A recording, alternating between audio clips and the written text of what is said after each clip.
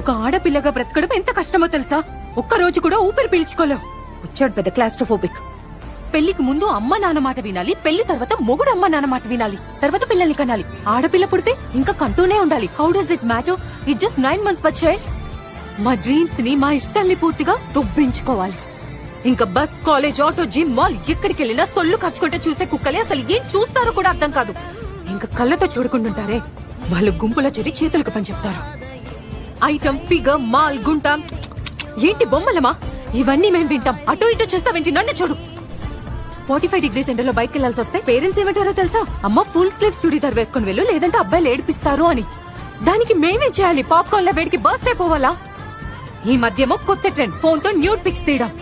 Public service announcement, dear men, మా అమ్మాయిలకి మీ nude pics చూసే ఇంట్రెస్ట్ అస్సలు లేదు. So zip it up. Social మీడియాలో ట్రోల్స్ చేస్తారు, స్లట్ అంటారు, మళ్ళీ అంటారు బ్లాక్ ఎందుకు చేసావు సిస్టర్? సో మిస్బిహేవ్ ఎవరు చేస్తారు? అబ్బాయిలు. ఎవరు వెంటపడి ఏడిపిస్తారు? అబ్బాయిలు. హెరాస్ ఎవరు చేస్తారు? అబ్బాయిలు. కానీ ఇక్కడ ఎవరు ఫ్రీడమ్ దొబ్బింది? మా అమ్మాయిలది. సో అబద్ధాలు అడ్డం మాకేం సరదా కాదు. అబద్ధాలు చెప్తాం ఇంట్లోంచి బయటకు వెళ్ళడానికి. దాన్ని ఎలా అర్థం చేసుకుంటారు? మా క్యారెక్టర్ లూజ్ అనా? ఉన్నది ఒకే జీవితం, నచ్చినట్టు బ్రతికే హక్కు మాకు ఉంది.